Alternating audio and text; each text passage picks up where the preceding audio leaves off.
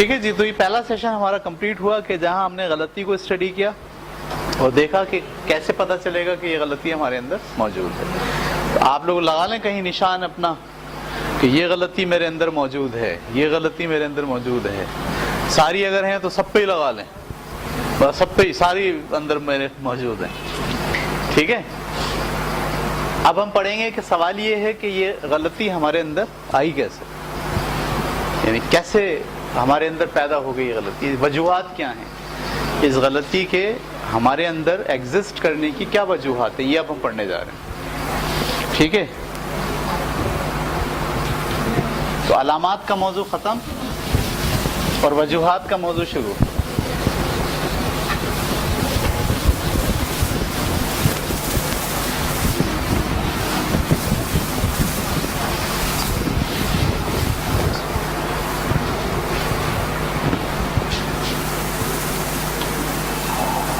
وجوہات کیا ہیں, کیا وجہ ہے, یہ غلطی ہمارے اندر کیسے پیدا ہو گئی. تو سب سے پہلا ہے ہمارا خاندان. خاندان سے موصول ہونے والے پیغامات.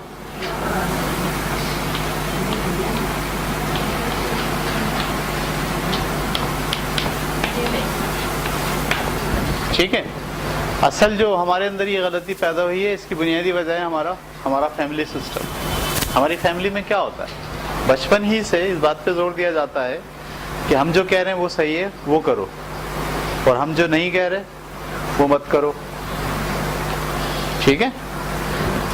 ماں باپ بہن بھائی سارے مل کے یہی زور دیتے ہیں, ہم جو کہہ رہے ہیں وہ کرو, جو ہم نہیں کہہ رہے ہیں وہ مت کرو. ٹھیک ہے. اور جو کام کرو وہ پوچھ کے کرو, بغیر پوچھے مت کرو. اور اگر آپ نے بغیر پوچھے کر لیا تو اماں کیا کرتی ہیں, ناراضگی کا اظہار کرتی ہیں, سزا بھی دے دیتی ہیں, پٹائی بھی لگا دیتی ہیں. تو خاندان ہمارا جو ہے, اگر آپ کبھی غور کریں, ہم میں سے ہر بچے کو یہ تربیت کرتے ہیں کہ وہ سوجھ بوجھ کے ساتھ زندگی نہ گزارے بلکہ پوچھ کے, ٹھیک ہے, بتا کے, اجازت کے بغیر کوئی کام نہیں ہو. ابھی بہت بڑے بچے بھی ہو جاتے ہیں, میں دیکھا 9ویں جماعت میں بھی بچے, 10ویں جماعت میں بھی ہیں, ان کی اماں پریشان بیٹھی ہوتی ہیں, یہ مجھ سے پوچھ کے کیوں نہیں گیا, یہ مجھے بتاتا کیوں نہیں ہے. ٹھیک ہے. یعنی اور وہ پورا گھر کا جو ٹینشن ہے اور جھگڑا ہے اس میں سب سے اوپر ہیڈنگ یہی ڈلی ہوئی ہے کہ یہ جو بچہ ہے یہ مجھے بتاتا کیوں نہیں ہے ہر بات, یہ ہر بات مجھ سے پوچھ کر کیوں نہیں کرتا ہے. یعنی ہر بچے کو یہ تربیت دی جاتی ہے کہ وہ زندگی گزارنے کے اندر, ٹھیک ہے, اماں کی رضامندی کو خیال رکھے, ابا راضی ہو جائیں, ابا اجازت دیں, ابا کی اجازت کے بغیر کوئی کام نہیں ہوگا. یہ شروع سے ایسا ہوتا ہے. میں تو اس پہ میں نے کام کیا ہے. میں اسکول کے اندر جو پیرنٹس ہوتے ہیں ان سے بھی بڑی میری ڈسکشن ہوئی ہے. میں ان سے کہتا ہوں کہ آپ کیا چاہتے ہو, آپ چاہتے ہیں کہ بچے آپ کے کانفیڈنٹ ہوں, بولے ہاں, اپنے فیصلے خود کریں, بولے یس, ہم چاہتے ہیں کہ ہمارے بچے اپنے فیصلے خود کریں, یہ چاہتے ہیں. اچھا, میں نے بولا آپ کرتے کیا ہو, آپ ان کو کیا خود اپنی پسند کے کپڑے پہننے کی اجازت دیتے ہو, بولے نہیں. بولا خود کام کرنے کی اجازت دیتے ہو, بولے نہیں, اور ان کو آتا ہی نہیں ہے, ابھی تو بچے ہیں وہ. تو آپ چاہ کیا رہے ہو, ان کو کانفیڈنٹ بنانا, تو اپنے پیروں پہ کھڑا ہونا سکھانا چاہ رہے ہو, لیکن کر کے آ رہے ہو ان کے ساتھ, ان کو اپنا عادی بنا رہے ہو. کپڑے بھی استری کر کے ہم دے رہے ہیں, جوتے پالش کر کے ہم دے رہے ہیں, دسترخوان ہم بچھا رہے ہیں, سارے کام اس بچے کے کون کر رہے ہیں, ہم کر رہے ہیں. اور چاہتے کیا ہیں کہ وہ اپنے پیروں پہ خود کھڑا ہو جائے. یہ عجیب بات نہیں ہے, عجیب بات تو ہے نا. اگر آپ چاہتے ہو کہ وہ اپنے پیروں پہ خود کھڑا ہو تو پھر اسے کام کرنے کی اجازت دیجیے. بولے نہیں, یہ کر ہی نہیں پائے گا. کب تک نہیں کر پائے گا, 20-20 سال کے لڑکے ہو جاتے ہیں, لڑکیاں ہو جاتی ہیں, اماں ان کے کام کر رہی ہوتی, اٹھ کے پانی بھی نہیں پیتا.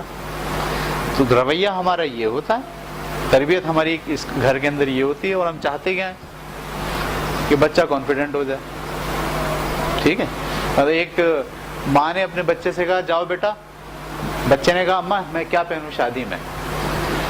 تو اماں اس کو کہہ رہی ہیں اے ہائے ہر بات مجھ سے پوچھ کے کرتے ہو، خود بھی کچھ فیصلہ لے لیا کرو، جاؤ اپنی مرضی سے جو سمجھ میں آتا ہے پہن لو۔ اب وہ گیا اور جا کے اس نے قمیض اور پینٹ اپنی مرضی سے پہن لی، پہن کے جیسی اماں کے سامنے آئے ہائے یہ کیا پہن لیا، یہ کوئی پہننے کی چیز ہے؟ قمیض دیکھو ڈاٹ والی ہے اور پینٹ دیکھو لائننگ والی ہے، یہ ایسے تھوڑی پہنتے ہیں، چلو جاؤ اس کو اتارو۔ ابھی آپ پہلے کیا کہہ رہے تھے؟ اپنی مرضی سے پہنو، اور ابھی آپ کیا کہہ رہے ہو؟ آپ کی مرضی نہیں چلے گی، آپ کی مرضی نہیں چلے گی، میری مرضی چلے گی، اس کو اتارو دوسرا پہنو۔ اچھا سیکنڈ ٹائم جب دوبارہ بچہ آئے گا اماں کیا پہنوں، پھر آ گئے میرے پاس، اور اپنی مرضی سے کیوں نہیں پہنتے؟ تو یہ ہمارا گھر ہے، خاندان سے موصول ہونے والے پیغامات۔ یہ ہمیں کیا سکھاتے ہیں؟ یہ ہمیں سکھاتے ہیں کہ کوئی کام اپنی مرضی سے نہیں کرنا ہے، سارے کام کس کی مرضی سے کرنے ہیں؟ ابا کی مرضی سے، اماں کی مرضی سے اور بڑوں کی مرضی سے کرنا ہے۔ اس سے چلتے چلتے چلتے چلتے کیا ہوتا ہے، ہر معاملے میں ہم دوسروں کی رضامندی اور خوشی ضروری سمجھنے لگ جاتے ہیں اور اس کے عادی ہو جاتے ہیں۔ کسی بھی معاملے میں، کسی بھی کام میں اپنی خواہش، اپنی رضامندی، ٹھیک ہے، اپنا فائدہ اور نقصان یہ دیکھنا ہم چھوڑ دیتے ہیں، اور صرف کس کو دیکھ رہے ہوتے ہیں؟ بڑے کیا کہہ رہے ہیں، صحیح، لوگ کیا کہہ رہے ہیں، والدین کیا کہہ رہے ہیں، کیا وہ ہم سے راضی ہیں یا راضی نہیں ہیں۔ میں اگر آپ کو مثال دوں مختلف گھرانوں کی، تو میرے پاس بہت سے اسٹوڈنٹ میرے کاؤنسلنگ کے لیے جب آتے ہیں، ان کے ساتھ جب بات ہوتی ہے تو ان کا میجر مسئلہ یہ نکلتا ہے، کیا نکلتا ہے کہ ان کا ان کے ابا کے ساتھ کلیش ہے، ان کے ابا کے ساتھ کیا ہے، کلیش ہے۔ کیوں کلیش ہے؟ ابا ان سے راضی نہیں ہے اور وہ ابا کو راضی رکھنے کی پوری کوشش کر رہے ہیں۔ ان سے پوچھا بھائی آپ رکھا کرو، بولا میں پوری کوشش کر رہا ہوں، جان توڑ محنت کرتا ہوں اپنے ابا کو راضی ہو جائیں، میرے ابا لیکن مجھ سے راضی نہیں ہوتے۔ تو میں ان کو یہ مشورہ دیتا ہوں آپ آج سے آپ اپنے ابا کو راضی کرنا بند کر دیں، احترام بند مت کیجیے، ادب بند مت کیجیے، ان کو راضی کرنا بند کر دیجیے، ٹھیک ہے، ادب کیجیے، احترام کیجیے، پیر دبائیے، ان کی خدمت کیجیے، ہر بات میں ان کو راضی کرنے کی ضرورت نہیں ہے، ٹھیک ہے۔ بہت سارے لوگ میں نے دیکھا ہے کہ جب تک وہ گھر میں رہتے ہیں ماں باپ کے ساتھ، ان کی لائف میں ایک بھونچال آ جاتا ہے، جیسے ہی وہ الگ ہوتے ہیں فیملی کے ساتھ، اپنی بیوی بچوں کے ساتھ، تو ان کے پاس ان کی زندگی کے اندر جو ہے وہ ایک ٹھہراؤ اور سکون آنا شروع ہوتا ہے، اس لیے کہ وہ اپنی زندگی کو اپنے لحاظ سے سوچ پاتے ہیں، اپنے دماغ اور اپنے ذہن اور اپنے وسائل کے مطابق وہ زندگی کو سوچ پاتے ہیں۔ جب تک وہ اپنے اماں ابا کے ساتھ رہتے ہیں، فیملی لائف گزار رہے ہوتے ہیں، تو وہ ہر بات کو کس لحاظ سے سوچتے ہیں؟ اماں ابا کی خوشنودی اور ان کو راضی رکھنے کے لیے۔ صحیح، شادی ہو گئی لڑکے کی، شادی کے بعد اس کے ارمان تھے، اس کی بیوی کے بھی ارمان تھے، تو اس نے اپنی بیوی کو بٹھایا موٹر سائیکل پہ، بلاؤ تو میں سی ویو لے کے چلتا ہوں۔ کیا غلط کیا اس نے؟ وہ لے گیا اپنی بیوی کو سی ویو۔ اچھا پیچھے یہاں ایک زلزلہ آ گیا گھر کے اندر، صحیح، اماں کہنے لگی لے کیسے گیا، لڑکی لے کے چلی گئی، ہمارا لڑکا ہمارے ہاتھ سے نکل گیا۔ ابا کہہ رہے ہیں بالکل، اب یہ ہمیں نہ کما کے دے گا نہ خدمت کرے گا، ہم نے 18-20 سال اس کے ساتھ اتنی محنت کی، اس کو پالا، ہماری نظر میں اس کی ایک دن میں اس کی وقت کیا ہو گئی، ختم ہو گئی۔ یہ سب باتیں کون کہہ رہا ہے؟ اچھا اب جیسے ہی وہ دونوں آئیں گے گھر میں کیا ہوگا؟ ان کی اس بات کو ایکسیپٹ کیا جائے گا، مانا جائے گا کہ ہاں بیٹا صحیح ہے، تم نے، تمہارا بھی رائٹ ہے، گھومنے پھرنے کا حق ہے۔ مطلب جب شادی نہیں ہوئی تھی تو تمنائیں تھیں کہ ہم کسی لڑکی کے ساتھ جائیں، جب دوسروں کو دیکھتے تھے تو بولا ہم بھی جائیں کسی کے ساتھ۔ اچھا اب جب شادی ہو گئی، وہ تمنا پوری ہو گئی، شادی ہو گئے کہ ہمارے پاس بھی اللہ تعالیٰ نے جو ہے وہ بیوی دے دی، اب اگر کسی کو لے کے جا رہے ہیں تو اب بھی کیا مسئلہ ہے؟ ابا راضی نہیں ہے اس بات پہ، اماں راضی نہیں ہے اس بات پہ۔ تو خاندان جو ہمارا ہے بنیادی طور پر وہ کیا کرتا ہے، وہ ہمیں اس بات کا عادی بنا دیتا ہے کہ ہم ہر معاملے میں جو بڑے ہیں ان کو سوچیں، ان پر غور کریں، ان کو راضی رکھیں، ٹھیک ہے، اور ان کی سوچ سے 1 انچ نہ ادھر ہوں نہ 1 انچ ادھر ہوں۔ اسی وجہ سے یہ غلطی ہمارے اندر ڈیولپ ہو جاتی ہے کہ ہم بچپن سے روز روز روز روز ایک ہی پریکٹس کرتے کرتے کرتے کرتے ہماری شخصیت ایسی بن جاتی ہے کہ ہم ہر معاملے میں، ہر کام میں دوسرے کی رضامندی اور اس کی خوشی جو ہے وہ ہم سامنے رکھنا شروع کرتے ہیں۔ پہلا جو وجہ ہے وہ ہمارا خاندان ہے۔ دوسری وجہ ہے ہمارا اسکول، تعلیمی ادارہ۔